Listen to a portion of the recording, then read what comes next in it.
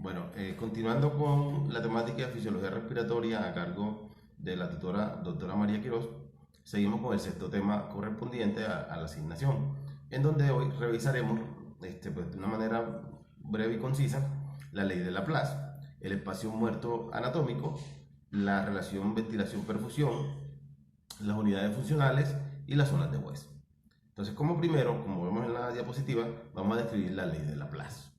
Entonces, ¿de qué nos está hablando la ley de Laplace? Dice que la presión requerida para insuflar una estructura esférica es igual al doble de tensión superficial dividida por el radio, en este caso el alveolo, como lo vemos en la fórmula o en la ecuación. Presión igual a 2TS, que es tensión superficial, sobre la R, que es radio. Y repito, radio del alveolo. Ahora bien, si bien el alveolo no es esférico, físicamente se comporta como una esfera elástica que obedece a la ley de Laplace descrita. Puede advertirse de que esta ley se deriva de un concepto de gran importancia referido al radio del alveolo, puesto que la presión requerida para el mantenimiento de la insuflación es inversamente proporcional a este.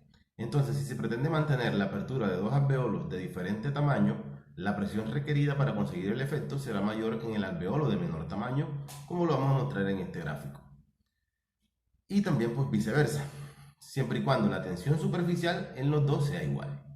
Entonces, en el siguiente gráfico estamos demostrando, así como lo vemos aquí, de tal manera que se presenta de manera muy simplificada el cálculo de la presión requerida para mantener insuflados los dos alveolos de diferente tamaño. Entonces, si vemos ahí en el gráfico, A viene siendo el alveolo de mayor tamaño y B el alveolo de menor tamaño. Para razones explícitas y para razones didácticas, se han asignado valores no fisiológicos, sino aritméticos a la tensión superficial. Es decir, X es igual a 4 en ambos casos y al radio Y, que es igual a 2. De donde el alveolo, es decir, A, tiene un radio de 2Y y el alveolo B, 1 de Y. Entonces, al aplicar la ecuación, se obtiene un valor de presión de mantenimiento de la insuflación mayor para el alveolo de radio más pequeño cuando la tensión superficial es igual para los dos. Entendido esto de manera didáctica, aquí en este gráfico, como lo estamos observando, vamos a encontrar la gráfica que lo explica, donde P, que es presión, es igual a dos veces la tensión superficial sobre el radio, X es igual a 4, ¿cierto? Y Y igual a 2. Entonces, como lo vemos aquí en la representación esquemática. Ahora bien, si seguimos y queremos interpretar un poco mejor entonces la ley de Laplace, vamos a entender lo siguiente. En este gráfico vamos a encontrar que la presión de mantenimiento de la apertura en los dos alveolos difiere significativamente siendo mayor en el alveolo pequeño. Como segundo punto o segunda parte vamos a encontrar, como el alveolo pequeño posee mayor presión de mantenimiento de la apertura, esta descargaría su volumen o parte de él en el alveolo grande por gradiente de presión, como lo encontramos en esta figura. Es decir, si observamos, la presión que está en el alveolo más pequeño se va hacia el alveolo más grande. Palabras más entendibles, ¿no? Sin embargo, este fenómeno no ocurre así debido a que fisiológicamente la tensión superficial es dependiente del tamaño de los alveolos, siendo esta menor en los alveolos de menor diámetro, lo cual impide su colapso secundario a la cesión de volumen que estamos esquematizando. Este comportamiento confiere una estabilidad a los millones de alveolos presentes en el pulmón. Sin embargo, suele presentarse confusión debido a que comúnmente se cree que los alveolos pequeños experimentan mayor tendencia al colapso, situación que si bien ocurre en condiciones patológicas, no ocurre en situaciones fisiológicas, o sea, en la respiración normal o en el intercambio gaseoso normal. Entonces, reiteramos que todo esto se debe a la diferencia del valor de la tensión superficial para cada tamaño alveolar. Bueno, espacio muerto anatómico, que es el siguiente ítem de la presentación. Para entenderlo hay que hablar un poco de anatomía. Recordemos que la vía respiratoria inicia a nivel de la nariz, que es el punto de entrada del aire. En algunas situaciones fisiopatológicas utilizamos la boca. Pero bien, bueno, sabiendo que en estas dos estructuras inicia la vía respiratoria, hay un límite que es la glotis, y hasta ahí se considera la vía aérea superior. Después viene una estructura virtual que va desde la glotis hasta la 16ª generación bronquial, que es la vía aérea intermedia. Dicha vía aérea intermedia, su trabajo es humidificación, limpieza y regulación del aire que entra, y también regulación de la temperatura. Desde la 17ª generación bronquial hasta el alveolo, de ahí se considera vía aérea periférica. Ahora bien, el espacio muerto anatómico es la sumatoria de la vía aérea superior con la vía aérea intermedia. Entonces, entendido esto, esta sola hay que entender por qué se llama así, es porque aquí no ocurre ningún intercambio gaseoso. Su valor aproximadamente es de 2 mililitros por kilogramo de peso. En cualquier circunstancia, parte del volumen de gas inspirado ocupa esta zona, por lo cual es válido afirmar que el volumen corriente conducido al sistema respiratorio en cada expiración se distribuye entre ventilación de espacio muerto, que conoce como BD, y ventilación alveolar efectiva, VAE, y que la sumatoria de las dos conforman el volumen total, de donde sale la ecuación siguiente. La definición de este espacio muerto anatómico aplica también para todas las zonas del pulmón, en las que no se produce efectivamente el intercambio gaseoso. Esta situación ocurre en unidades superfundidas, las cuales determinan la aparición de una zona de espacio muerto pulmonar o una zona de espacio muerto alveolar, que junto al espacio muerto anatómico conforman el espacio muerto fisiológico, como lo muestra la ecuación siguiente.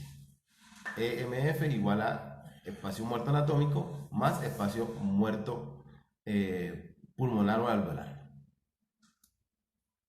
El siguiente ítem corresponde a la relación ventilación-perfusión.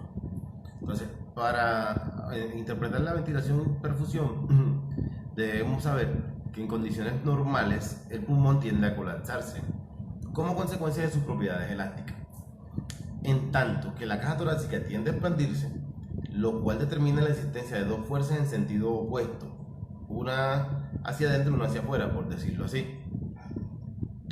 Estas mantienen la posición de equilibrio que generan presión negativa dentro de la cavidad pleural. Esta presión no es uniforme a lo largo del espacio intrapleural, debido a que la pleura diafragmática se encuentra expuesta en una fuerza compresiva por acción de la gravedad, que determina una disminución de su valor con respecto a los vértices pulmonares. Como lo vemos en el diagrama o en el dibujo, nos damos cuenta que a nivel de los ápices, en el espacio intrapleural, la presión es más negativa, o sea, es mayor, o sea, es menos 10 centímetros de agua, mientras que en las bases es de menos 2.5 centímetros de agua.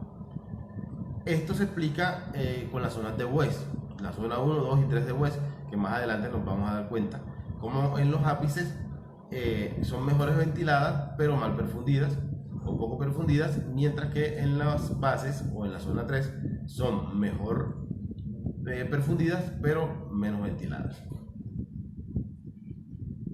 Ahora bien, son indispensables dos elementos para cumplir la función principal del pulmón: el intercambio gaseoso. De un lado debe haber una ventilación adecuada y de otro una perfusión óptima. Las interrelaciones entre los dos parámetros determinan la relación existente entre ellos, que es la relación BQ. En diferentes sitios del pulmón debe aplicar esto. Esta relación BQ es de enorme importancia para el entendimiento del comportamiento fisiológico del pulmón. Aunque aparentemente el concepto de la relación BQ puede parecer sencillo, está influenciado por diferentes fenómenos físicos que pueden complicar su comprensión. Una unidad pulmonar funcional anatomofisiológicamente conformado por un alveolo y el capilar que lo profunde. Se define como aquella en la que la ventilación y la perfusión son óptimas y equivalentes. Quiere decir que en condiciones ideales la tasa de ventilación en cada unidad debería ser igual a la tasa de perfusión hacia esa misma unidad, lo cual determinaría una relación entre la ventilación y la perfusión igual a 1. No todas las unidades son funcionales, puesto que el pulmón no tiene un comportamiento ideal. Pueden estar presentes unidades bien ventiladas pero mal perfundidas, que son las unidades de espacio muerto. Unidades mal ventiladas y bien perfundidas, que son las unidades de Shunt o cortocircuito, y unidades mal ventiladas y mal perfundidas, que son las unidades silenciosas. Las unidades de espacio muerto y las de Shunt conducen a importantes alteraciones en el intercambio gaseoso, en tanto que el impacto de las unidades silenciosas sobre este no es significativo. Por otro lado, debido a las desigualdades de los dos parámetros, la relación ventilación-perfusión puede ser ligeramente inferior a la unidad, por lo que se considera como normal un valor de 0.8, lo cual quiere decir que la ventilación alveolar expresada en litros por minuto corresponde al 80% del valor de la perfusión expresada en las mismas unidades. En la práctica, un valor de ventilación-perfusión entre 0.8 y 1 es considerado normal. Hablando de las zonas de West, en lo que corresponde a zona 1, 2 y 3 respectivamente, y siempre siendo la zona 1 hacia superior y la zona 3 hacia inferior y la zona 2 intermedia, independientemente de la posición del paciente, llámese bipedestación, decúbito supino, decúbito prono, decúbito lateral. Entonces, la arteria pulmonar tiene bien perfundida la zona 3, que es la inferior, pero mal ventilada. Mientras que la zona intermedia o la zona 2 está bien perfundida y bien ventilada. Y la zona 1 está bien ventilada pero mal perfundida. Entonces, ¿qué hay que saber aquí en las zonas de West? Como primero, y como lo muestro en el gráfico, en la zona 1 siempre hay que saber que la presión alveolar es mayor que la presión arterial y esta a su vez es mayor que la presión venosa, así como lo mostramos en el esquema superior. En la zona 2 de West, la presión arterial es mayor que la presión alveolar y mayor que la presión venosa. Y en la zona 3 de West tenemos que la presión arterial es mayor a la presión venosa y esta es superior también o mayor que la presión alveolar. Entendiendo de esta manera, pues, y de una manera muy fácil, lo que corresponde a las zonas de West, que dependen de la perfusión gracias a la arteria pulmonar. Sabiendo que en la zona 3 la perfusión es continua, en la zona 2 la perfusión por dicha arteria es intermitente y en la zona 1 es bastante escasa. Ya con esto pues terminamos la presentación y espero pues, que haya sido bastante claro. Muchas gracias.